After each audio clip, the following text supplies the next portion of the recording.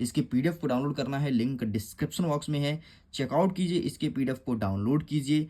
Telegram पर जुड़े रहिए, बहुत फ़ायदा मिलेगा क्योंकि टेलीग्राम पर अपडेट देता हूँ कि अब किसके वीडियोस आने वाले हैं, फिर कुछ बातें करना है या फिर टेस्ट देना है तो इसके लिए टेलीग्राम पर जुड़िए। और आप मेरे से जुड़िए इंस्टाग्राम पर, क्योंकि यहाँ पर मोस्ट आईएमपी क्वेश्चंस 2-2, 4-4 इंस्टाग्राम पर शॉर्ट्स वीडियो बना करके अपलोड करते रहता हूँ। ओके स्टूडेंट्स, सो मैं वीडियो क्विट करता हूँ एग्जाम के लिए। ऑल द बेस्ट, खुश रहिए, पढ़ते रहिए, मुस्कुराते रहिए। Welcome to Middle Education. देखिए स्टूडेंट, आपके सामने कक्षा 9वीं हिंदी का अभ्यास प्रश्न पत्र लेकर के आ चुका हूं, जिसे मिडिल एजुकेशन ने स्वयं बनाया है। जैसे कि मैंने आपसे बोला था कि आपके सामने 2 सेटों में प्रेजेंट करूंगा, set number first and set number second. तो देखिए सेट नंबर फर्स्ट को मैंने बहुत अच्छे से करा दिया है एंड अब बारी है सेट नंबर सेकंड की। अगर आप सेट नंबर सेकंड के सारे क्वेश्चन आंसर को बहुत अच्छे से प्रिपेयर कर लेते हैं तो आपका ब्रिज कोर्स और आपके चैप्टर से जितने भी क्वेश्चंस पूछे रहे हैं सब कुछ क्लियर हो जाएगा। आपको पता है इस अभ्यास प्रश्न पत्र में पिछले 4 साल में कौन कौन से क्वेश्चंस पूछे गए हैं और जो प्रश्न सबसे अधिक बार पूछे गए हैं उसका समावेशन किया गया है ताकि आपकी बेहतरीन प्रिपरेशन हो सके। तो चलिए स्टूडेंट्स, इसका फर्स्ट पार्ट का वीडियो अपलोड है, आगे बढ़ते हैं एंड हम सेकंड पार्ट मतलब प्रश्न क्रमांक 6 से लेकर के और आगे के क्वेश्चंस को कवर करते हैं। तो हमारा 6वां नंबर कहता है कि निम्नलिखित शब्दों का अर्थ बताइए। अपवाह, अपाह मतलब होता है कि गलत जानकारी फैलाना। ठीक है। नेक्स्ट कहता है सुहाग, तो सुहाग का मतलब होता है सौभाग्य। नेक्स्ट कहता है विमल, तो विमल का अर्थ होता है निर्मल और ऊषा का मतलब होता है भोर। यही पूछा गया है। तो देखिए आपके ब्रिज कोर्स में यहाँ पर था पेज नंबर 3 में, तो वही आपके एग्जाम में पूछा जा सकता है। नेक्स्ट हम अथवा में की बात करते हैं। तो समान तुक वाले शब्द को लिखिए, जो समान है वैसे शब्दों को लिखना है। 1 सेकंड। अब देखो यहाँ पे लिखा है कहर, कान, रात और मकान, तो इसका आंसर आपको मिलेगा यहाँ से। ठीक है। कहर का हो जाएगा नहर, कान का हो जाएगा मान, रात का हो जाएगा बात और मकान का हो जाएगा दुकान। इस प्रकार से आपको लिखना है क्योंकि यह क्वेश्चन प्रीवियस ईयर में पूछा जा चुका है। आगे बढ़ते हैं प्रश्न क्रमांक 7 की तरफ। इसमें कहता है कि कुछ शब्दों के आपको तत्सम और तद्भव को अलग करना है। ठीक है, जो सम्मिलित है उसे अलग करना है। तो आइए हम पहचानते हैं कि कौन सा तत्सम है, कौन सा तद्भव है। तो देखो इसके लिए हम आंसर भी आपको दिखा देंगे, जैसे हस्त, मिट्टी, गीत, स्वप्न, मृतिका, चंद्र, समुद्र, झरना, हाथ और सपना। ठीक, इतने शब्द दिए गए हैं तो ये मैंने छांट के यहाँ पर अलग से लिख दिया है। तत्सम में देखो हस्त आएगा, स्वप्न आएगा, चंद्र आएगा, मृतिका आएगा एंड तद्भव में मिट्टी, गीत, समुद्र, झरना, हाथ, सपना, ये सब तद्भव में आएगा। मतलब वो शब्द जो संस्कृत से सीधे तौर पर उठा लिए जाते हैं उसे कहते हैं तत्सम और जो हिंदी रूप होता है उसे कहते हैं तद्भव। चलिए साइड करते हैं। मैं उम्मीद करता हूँ समझ आया होगा। अथवा में कहता है कि निम्नलिखित में से विशेषण तथा विशेष्य को छांटिए। अब देखो जिसकी विशेषता बताई जाती है उसे विशेषण कहते हैं। जैसे जहरीला सांप में सांप की विशेषता बताई जाती है कि वह जहरीला है, उसका गुण कैसा जहरीला है, तो जहरीला आपका विशेषण हो जाएगा और सांप हो जाएगा विशेष्य। जैसे गरम गरम रोटी, तो यहाँ पर रोटी आपका विशेष्य हो जाएगा और गरम गरम हो जाएगा विशेषण। खास मेहमान, तो मेहमान विशेष्य हो जाएगा और खास हो जाएगा विशेषण। करारी पापड़, तो पापड़ हो जाएगा आपका विशेष्य और करारे हो जाएगा आपका विशेषण। मैं दिखा देता हूँ, आपके यहाँ पर ब्रिज कोर्स में अवेलेबल है। तो इसके लिए आपको जाना पड़ेगा ब्रिज कोर्स के पेज नंबर 9 में। ये देखिए यहाँ से क्वेश्चंस को उठा के रखा गया है। चलिए आगे बढ़ते हैं। नेक्स्ट कहता है कि प्रश्न क्रमांक 8 दिए गए शब्दों का अर्थ लिख करके वाक्यों में प्रयोग कीजिए। प्रशिक्षण, प्रशिक्षण का मतलब होता है ट्रेनिंग देना या फिर किसी को प्रशिक्षित करना। नेक्स्ट कहता है अंतरिक्ष, संस्था एंड प्रयोगशाला। तो आइए इन सब का आंसर आपके सामने हम रख देते हैं ताकि आप क्रमशः इसे लिख पाएं। तो देखो प्रशिक्षण का मतलब होता है ट्रेनिंग देना। तो राम की स्कूल में प्रशिक्षण चल रही है। अंतरिक्ष, अंतरिक्ष मतलब होता है ब्रह्मांडीय पिंड, तो अंतरिक्ष में असंख्य तारे हैं। संस्थान मतलब होता है संगठन, तो देश में कई संस्थान कार्यरत है एंड प्रयोगशाला का मतलब होता है परीक्षण। हमारे विद्यालय में प्रयोगशाला है, बस इतना आपको लिखना है।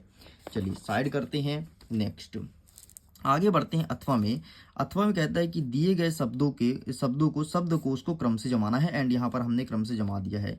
देखो अगर आपसे आ से लेकर के आहा तक और का से लेकर के ज्ञा तक का खा ज्ञान है तो आप आसानी से जमा पाएंगे। ठीक, तो पहले अंतरिक्ष आएगा, फिर आएगा झील, फिर आएगा तापमान, फिर आएगा विचरण, फिर आएगा आपका भारहीन, फिर आएगा मिलने, फिर आएगा यात्री और फिर आएगा संस्थान। इस प्रकार से कंप्लीट होता है।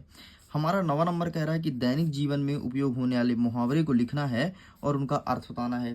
तो कई सारे मुहावरे हैं, आपके मन में जो हो वो लिख सकते हो, जैसे नाक में दम करना, ठीक है न, और आग में घी डालना, सॉरी घी में आग डालना। ठीक इस प्रकार से आप लिख सकते हो अपने हिसाब से, जो आपको ठीक लगे कोई भी लिख दो, क्योंकि यहाँ पर कंपलसरी नहीं किया गया है। और इसी प्रकार से 2 साल पहले क्वेश्चंस पूछा गया था, इसलिए मैंने इस क्वेश्चन को यहाँ पर रखा है। आगे देखते हैं अथवा में क्या कहता है कि विराम चिन्ह का प्रयोग करके वाक्य बनाना है। पिछले साल भी पूछा गया है विराम चिन्ह से संबंधित प्रश्न, और इस बार भी आएगा, इस चीज को ध्यान रखिएगा। ठीक है, तो विराम चिन्ह यहाँ पर दिया है, कौन सा क्वेश्चन मार्क दिया है, खड़ी पाई दिया है और विस्मय दिबोधक चिन्ह दिया है। तो आइए हम इसका आंसर आपको दिखा देते हैं, हमने यहाँ पर कर रखी है, ठीक है, ताकि आपको आसानी हो जाए। ये देखो, ये आपके सामने अवेलेबल रहा, क्वेश्चन मार्क, क्यों राम कहाँ जा रहे हो, या फिर क्यों क्या हुआ, कुछ भी लिख सकते हो, ठीक है। और खड़ी पाई वाला मतलब राम और लक्ष्मण भाई हैं, ठीक है, और अंतिम में आपको खड़ी पाई लगा देना है। एंड विस्मयादिबोधक चिन्ह, अरे तुम आ गए, जब भी कभी आश्चर्यजनक बात कहने होता है तो विस्मयादिबोधक चिन्ह का प्रयोग किया जाता है। चलिए आगे बढ़ते, नेक्स्ट कहता है प्रश्न क्रमांक 10, मुंशी प्रेमचंद्र की साहित्यिक विशेषता लिखते हुए 2 रचनाएं बतानी है। साहित्यिक विशेषता मतलब कह रहा है कि आपको भाव पक्ष और कला पक्ष लिखना है मुंशी प्रेमचंद्र जी का। तो आइए इसका आंसर मैं दिखा देता हूँ, क्या लिखेंगे साहित्यिक परिचय। बाकी इसके लिए सेपरेट मैंने बना के रखा है वीडियो, आप वहाँ से देख लेना। तो ये रहा इनकी रचनाएं, इनकी भाषा और शैली, ये और साहित्य में स्थान ये रहा। तो आपको ये तीनों पॉइंट को लिखना है। चलिए साइड करते हैं, नेक्स्ट देखते हैं। नेक्स्ट क्वेश्चन कह रहा है कबीर ने सच्चे प्रेम की क्या कसौटी बताई है। तो ये रहा इसका आंसर, आप इसका फोटो क्लिक कर सकते हैं। चलिए साइड करते हैं। अथवम कहता है कि मनुष्य ईश्वर को कहाँ कहाँ ढूंढता फिरता है। तो ये रहा इसका आंसर कि मनुष्य ईश्वर को कहाँ कहाँ ढूंढता है, तो मंदिर में, मस्जिद में, काबा में और कैलाश में। चलिए आगे बढ़ते हैं। नेक्स्ट कह रहा है प्रश्न क्रमांक 12, कवियत्री ललद्ध का घर जाने की ये चाह से क्या तात्पर्य है। तो ये रहा आपके सामने आंसर, तो आप इसका भी फोटो क्लिक कर सकते हैं। ठीक, चलिए साइड करते हैं। नेक्स्ट हमारा अथवा कह रहा है कि नई कविता की 2 विशेषता बताइए। तो आइए देखते हैं कि नई कविता की 2 विशेषताएं हमें क्या लिखनी है। ये रहा, देखिए नई कविता की 2 विशेषताएं, ठीक है। तो व्यंग प्रधान रचनाएं होती थी और क्षणवाद की प्रधान रचनाएं होती थी। आगे बढ़ते, नेक्स्ट कहता है कि भक्ति काल को स्वर्ण युग का काल क्यों कहा जाता था। एमपी बोर्ड का पसंदीदा क्वेश्चन है, हर साल पूछता है इस प्रश्न को, ठीक है। तो ये यहाँ पर लिखा गया है कि भक्ति काल को स्वर्ण युग काल क्यों कहा जाता था। तो यहाँ से यहाँ तक पूरा आंसर लिख करके आना है, बहुत ही अच्छा आंसर यहाँ पर लिखा है। आगे बढ़ते हैं, नेक्स्ट कहता है 14 नंबर, छायावाद की 2 विशेषताएं हमें बतानी है कि छायावाद की विशेषताएं कौन कौन सी है। तो छायावाद की 2 विशेषताएं, एक सेकंड मैं आपके सामने रखता हूँ। ये रहा, ये देखिए, छायावादी सौंदर्य और प्रेम का चित्रण आमूर्त तथा भाव प्रणय है। प्रणय की अनुभूतियों प्रकृति के माध्यम से व्यक्त है। मानवीय गुणों एवं नारी का सम्मान। तो बस ये आपको लिखना है। क्वेश्चन कहता है कि काव्य किसे कहते हैं, इसका भेद बताइए। तो ये रहा इसका आंसर, रसाक्तम वाक्यम काव्यम, अर्थात रसयुक्त वाक्य ही काव्य है। इसके भेद 2 हैं, एक है दृश्य काव्य और दूसरा है श्रव्य काव्य। बस इतना आपको लिखना है। आगे देखते हैं प्रश्न क्रमांक 15 कहता है कि आज सुबह से उठ करके आपने क्या क्या किया है, उसके बारे में लिखना है। तो देखिए स्टूडेंट, इसका आंसर आपको स्वयं लिखना है। आपने क्या क्या किया है आप जानोगे ना, कि आज सुबह हमने 4 बजे सो के उठा, फिर हमने पढ़ाई की, ठीक, जो भी किए हो तो आपको अपने कार्य के बारे में लिखना है। और ज़्यादा नहीं, 5 बिंदु, कितने बिंदु, 5 बिंदु, 1 बिंदु, 2 बिंदु, 3, 4, 5 ऐसे नंबर डाल के लिखना। चलिए आगे बढ़ते हैं। निम्नलिखित शब्दों का उपयोग करते हुए एक कहानी लिखना है, ठीक है। इन शब्दों का उपयोग करिए, एक कहानी लिखिए। क्या है, काकी, हलवा, व्यंजन, ठीक है, बूढ़ी, कचौरी, मेहमान, गांव, शादी, ये सब चीज़ें लिखा गया है। तो आइए हम आपको एक कहानी लिख करके दिखाते हैं। अभी अभी मैंने एक अच्छी कहानी लिखी है, ठीक है, जो कि बहुत सरल है और आप चाहो तो इसका यूज़ कर सकते हो। देखो इतने शब्द दिए गए हैं ना, तो सबसे पहले गाँव शब्द दिया है, तो गाँव को मैंने यहाँ पर यूज़ किया, ठीक है। गाँव के शादी में, शादी भी दिया ना, तो शादी भी आ गया, ठीक। गाँव के शादी में कुछ मेहमान, तो मेहमान भी दिया तो मेहमान भी आ गया, ठीक है। कुछ मेहमान आए, ठीक, आए।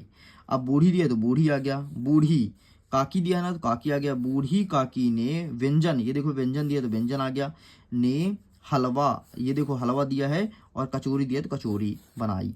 1 2 3 4 5 6 7 8, 1 2 3 4 5 6 7 8, पूरे शब्द आ गए हैं। इस प्रकार से आप कहानी लिखोगे कि गांव के शादी में कुछ मेहमान आए, बूढ़ी काकी ने व्यंजन में हलवा व कचौरी बनाई। बस इतना लिखना है। नेक्स्ट कहता है 16 नंबर कि रेलगाड़ी, बस, बैलगाड़ी, मोटरसाइकिल, साइकिल, किसी में भी आपने यात्रा किया हो उस यात्रा का विवरण देना है। और यकीन मानो ये प्रश्न 2020 में पूछा है, सॉरी 2022 में पूछा है, 2023 में पूछा है, 24 में इस बार फिर से पूछा जाएगा। इस चीज़ के ध्यान रखना, 2 साल पूछा है। नेक्स्ट कहता है एक चित्र दिया है और इस पर एक अनुच्छेद लिखना है। तो चित्र में पृथ्वी दिया है तो आप लिखेंगे कि पृथ्वी पर जीवन यापन पाया जाता है। पृथ्वी पर विभिन्न प्रकार की गैसों का समावेशन है, जिसमें ऑक्सीजन अत्यंत महत्वपूर्ण है। पृथ्वी पर 3600 सॉरी पृथ्वी पर 7,000 से ज़्यादा स्पीसीज पाई जाती हैं और पृथ्वी पर विभिन्न प्रकार की जीव जंतुओं का जन्म होता है। ठीक इस प्रकार से आपको लिखना है पृथ्वी के ऊपर और लिखेंगे कि पृथ्वी पर बर्फ भी पाया जाता है। देख लो ये चित्र में बर्फ दिख रहा है, जो चित्र में दिख रहा है वो तुम अपने शब्दों में लिख देना। आगे बढ़ते हैं 17 नंबर। दिए गए कथन में से किसने किसको कहा, क्यों कहा, कैसे कहा, कब कहा कि यह अनुशासित जीवन जो उनकी दिनचर्या की हर गतिविधि में झलकता है। ठीक है, तो क्यों कहा, किससे कहा, तो ये सब मैं आपको बता देता हूँ कि कहाँ पर मिलेगा। तो सिंपल सा आप अपना ब्रिज कोर्स ओपन करना और ब्रिज कोर्स में जाना, सिंपल सा पेज नंबर 17, ये देखो पेज नंबर 17 में दिया गया है और यहीं पर एक पृथ्वी का चित्र दिया है और अनुच्छेद लिखना है। ठीक, तो पेज नंबर 17 में ब्रिज कोर्स में आपके शिक्षक ने क्या भराया है आप इसे देख लेना और यहीं पर रेलगाड़ी वाला भी दिया था। चलिए आगे बढ़ते। नेक्स्ट कहता है कि हमारा महाकाव्य और खंडकाव्य में अंतर लिखिए। तो आइए दिखाते हैं कि महाकाव्य और खंडकाव्य में अंतर क्या लिखेंगे। तो ये रहा बेटा, देखो ये महाकाव्य में जीवन का समग्र चित्रण होता है, जबकि खंडकाव्य में किसी अंश का चित्रण होता है। एंड यहाँ पर लिखा गया है 4 पॉइंट, तो चारों पॉइंट आपको कंठस्थ याद कर लेना है, एकदम रट लीजिए। आगे बढ़ते हैं। 18 नंबर कहता है कि काव्य किसे कहते हैं उसका भेद बताइए। ये क्वेश्चन रिपीट किया गया है क्योंकि एमपी बोर्ड हर साल पूछता है कि काव्य किसे कहते हैं। ठीक है, तो रिपीटेड क्वेश्चन आप यहाँ पर देख सकते हैं, इसको मैंने पहले कवर कर लिया है। नेक्स्ट कहता है कि रस किसे कहते हैं, इसके अंग का नाम लिखो। तो ये रहा रस किसे कहते हैं। किसी काव्य को पढ़ने, सुनने, देखने में जो हमें आनंद की अनुभूति मिलती है उसे रस कहते हैं। और रस के अंग को पूछा गया तो रस के 4 अंग होते हैं, स्थायी भाव, विभव, अनुभव, संचारी भाव। बस यही आपको लिखना है। ठीक है, आगे बढ़ते हैं। प्रश्न क्रमांक 19 कहता है कि मात्रिक छंद किसे कहते हैं और उदाहरण सहित लिखिए। तो आइए देख लेते हैं मात्रिक छंद। ये रहा इसका आंसर। जिन छंदों में मात्राओं की गणना की जाती है उसे मात्रिक छंद कहते हैं। जैसे दोहा और चौपाई एक मात्रिक छंद है। मंगल भवन अमंगलहारी, द्रबहु सुदर्शन अजर विहारी, यह एक अमात्रिक छंद का उदाहरण है। चलिए आगे बढ़ते हैं। अथवा क्या कहता है कि दोहा को परिभाषित कीजिए। ठीक है, दोहा को परिभाषित कीजिए, आपको बताना है कि दोहा क्या होता है। ठीक, तो आइए दिखा देते हैं। ये रहा आपके सामने दोहा। दोहा एक मात्रिक छंद है। इसमें चरण होते हैं, इसमें 4 चरण होते हैं। ठीक है, ये थोड़ी यहाँ पर गलत है, इसमें 4 चरण होते हैं। पहले और तीसरे में 13-13 है और दूसरे और चौथे में 11-11 मात्राएं होती हैं। अंतिम में गुरु और लघु होता है। ठीक, रहीवन पानी राखी, बिन पानी सब सून, पानी गए न उबरे, मोती मानुष्यन। बस इतना आपको लिखना है। आगे बढ़ते हैं। प्रश्न क्रमांक 20 कह रहा है कि अनुप्रास अलंकार को परिभाषित करना है एग्जाम्पल सहित। ठीक है, तो ये रहा आपके सामने अनुप्रास अलंकार। ठीक है, जहाँ एक ही वर्ण को एक से अधिक बार प्रयोग होता है वहां पर अनुप्रास अलंकार होता है। जैसे चारु चंद्र की चंचल किरणें खेल रही थी जलथल में। बस इतना आपको लिखना है। चलिए इसके अर्थों में कहता है कि यमक अलंकार को परिभाषित कीजिए। तो ऐसा कोई शब्द है जो 2 से अधिक बार आए किंतु उसका अर्थ भिन्न भिन्न हो, उसे कहते हैं यमक अलंकार। एग्जाम्पल देखो, कनक कनक ते सौगुनी मादकता अधिकाय, यही खाए बौराय नर, यही पाए बौराय। मतलब एक कनक का मतलब है धतूरा, दूसरे कनक का मतलब सोना, सोना मतलब गोल्ड। और जब भी कोई व्यक्ति धतूरा खा लेता है तो पागल हो जाता है, और अगर बहुत ज्यादा मात्रा में सोना पा जाए तो पागल होना फिक्स है। ठीक है, चलिए आगे देखते हैं। प्रश्न क्रमांक 21 नंबर। गद्यांश कुछ भी आए, गद्यांश को सॉल्व कैसे करते हैं। ये गद्यांश आपके परीक्षा में नहीं आएगा, इस चीज़ को ध्यान रखिएगा, क्योंकि सभी स्कूलों में सभी जिले का अलग अलग क्वेश्चन पेपर है, तो सभी जगह अलग अलग देखने को मिलेगा। हमने भी मॉडल के तौर पर एक गद्यांश को यहाँ पर डाल दिया है। देखो, हकीकत में किस्मत किसे कहते हैं। तो पहले क्वेश्चन पढ़ने से पहले गद्यांश को पढ़ लेते हैं। ठीक है, कहती सारी दुनिया जिसे किस्मत, नाम है उसकी हकीकत में मेहनत। जो रचते हैं खुद अपनी किस्मत भी कहे जाते हैं साहसी। जो करते हैं ईश्वर से शिकायत भी कहे जाते हैं आलसी। ठीक, तो हकीकत में किस्मत किसे कहते हैं? तो हकीकत में किस्मत मेहनत को कहते हैं। तो ये हो गया हमारे पहले नंबर का उत्तर। जो अपनी किस्मत रचते हैं उन्हें क्या कहते हैं? तो जो अपनी किस्मत रचते हैं उसे कहते हैं साहसी। ये हो गया दूसरे का उत्तर। ठीक है, ईश्वर से शिकायत करने वाले को क्या कहते हैं? तो उसे कहते हैं आलसी। ये हो जाएगा तीसरे का उत्तर। लो कंप्लीट। ठीक है, चलिए आगे देखते हैं हथफॉर्म क्या कहता है। फिर से ध्यानपूर्वक गद्यांश को पढ़ेंगे तभी जाकर के हमसे उत्तर बन पाएगा। आओ देखते हैं। मानव जीवन में उत्तरदायित्व का विशेष स्थान है। अवगुणों को दूर करने के लिए एवं जीवन को सफलता प्राप्त करने के लिए उत्तरदायित्व का ज्ञान होना अति आवश्यक है। उत्तरदायित्व आ जाने पर मनुष्य बुद्धिमान हो जाता है। उदाहरण के लिए बुरी आदतें वाले लोग शिक्षक जैसे पद को प्राप्त कर अपनी बुरी आदतों को छोड़ देते हैं। उसी प्रकार से उदंड नवयुवक भी गृहस्थी का भार आ जाने पर विचारशील बन जाता है। ठीक, तो इसका शीर्षक क्या है? तो इसका शीर्षक हो जाएगा मानव जीवन। ठीक है, जीवन में सफलता प्राप्त करने के लिए क्या आवश्यक है? तो जीवन में सफलता, ये देखो लिखा है, अवगुणों को दूर करने के लिए एवं जीवन में सफलता प्राप्त करने के लिए उत्तरदायित्व का ज्ञान होना अति आवश्यक है। ये चीज आपको लिखना है। ठीक, ये यहाँ से ये रहा दूसरे नंबर का। नेक्स्ट कहता है लोग अपनी बुरी आदत कब छोड़ देते हैं? तो यहाँ पर लिखा है कि आदत वाले लोग शिक्षक जैसे पद को प्राप्त करके, जब लोग शिक्षक बन जाते हैं तो अपनी बुरी आदत को छोड़ देते हैं। ये रहा है आपका तीसरा बिंदु। ठीक, इतना आपको लिखना है। आगे देखते हैं प्रश्न क्रमांक 22। शाला त्याग प्रमाण पत्र के लिए प्राचार्य साहब को पत्र लिखना है और परीक्षा परिणाम की जानकारी देते हुए मित्र को बधाई पत्र लिखना है। तो आइए मैं दिखा देता हूँ, आपके क्वेश्चन बैंक में ये वाला आंसर अवेलेबल है। ठीक है, ये रहा शाला त्याग प्रमाण पत्र, आपको ये लिखना है। और एमपी बोर्ड हर साल पूछता है, हर साल रिपीट अगेन रिपीट करता है, इसलिए इस बार भी देखने को मिलेगा। एंड ये वाला देख लो, इसे भी हर साल पूछता है। एंड पूरा उत्तर इसका देख लो, ये रहा। ठीक, और ये रहा कुछ। चलिए साइड करते हैं। अंतिम प्रश्न 23वां प्रश्न कह रहा है कि निम्नलिखित में से किसी एक विषय पर आपको रूपरेखा सहित निबंध लिखना है। विषय कौन कौन सा? विद्यार्थी जीवन का स्वर्ण युग, वृक्ष का महत्व, मेरी प्रिय पुस्तक और आधुनिक कंप्यूटर का युग। तो आइए देखते हैं विद्यार्थी जीवन का स्वर्ण युग। ये रहा आपके सामने। ठीक, तो प्लीज आप इसका स्क्रीनशॉट ले लीजिए और यही लिख करके चले आइएगा। इस प्रकार से स्टूडेंट पूरा का पूरा हमने एक मॉडल प्रश्न पत्र को पूरा कंप्लीट कर दिया। मैं उम्मीद करता हूँ वीडियो काफ़ी पसंद आया होगा। वीडियो पसंद आया तो वीडियो को लाइक कीजिए, अपने दोस्तों के साथ शेयर कीजिए। अगर पहली बार आए हैं चैनल को सब्सक्राइब ज़रूर कीजिएगा। इसके पीडीएफ को डाउनलोड करना है, लिंक डिस्क्रिप्शन बॉक्स में है, चेकआउट कीजिए। इसके पीडीएफ को डाउनलोड कीजिए। टेलीग्राम पर जुड़े रहिए, बहुत फ़ायदा मिलेगा क्योंकि टेलीग्राम पर अपडेट देता हूँ कि अब किसके वीडियोस आने वाले हैं। फिर कुछ बातें करना है या फिर टेस्ट देना है तो इसके लिए टेलीग्राम पर जुड़िए। और आप मेरे से जुड़िए इंस्टाग्राम पर, क्योंकि यहाँ पर मोस्ट आईएमपी क्वेश्चंस 2-2, 4-4 इंस्टाग्राम पर शॉर्ट्स वीडियो बना करके अपलोड करते रहता हूँ। ओके स्टूडेंट, सो मैं वीडियो को एंड करता हूँ एग्जाम के लिए। ऑल द बेस्ट, खुश रहिए, पढ़ते रहिए, मुस्कुराते रहिए।